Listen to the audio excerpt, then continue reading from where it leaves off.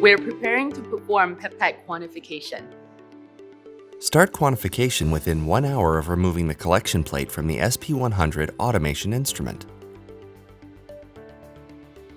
Ensure that the SP100, MPE power unit,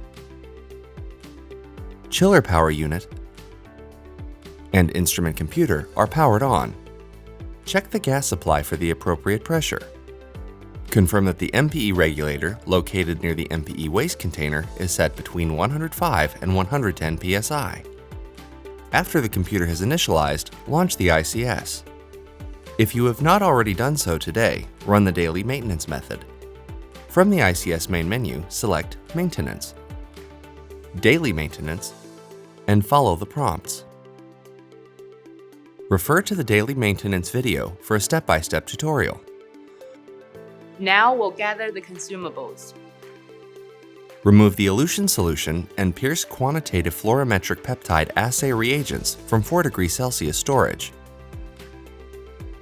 Confirm that the pierce quantitative fluorometric peptide assay includes the fluorometric peptide assay buffer, fluorometric peptide assay reagent, and peptide digest assay standard.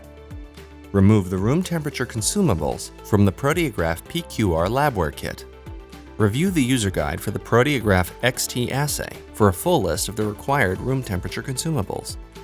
We prepared the peptide quantification consumables. Next, we'll load the deck.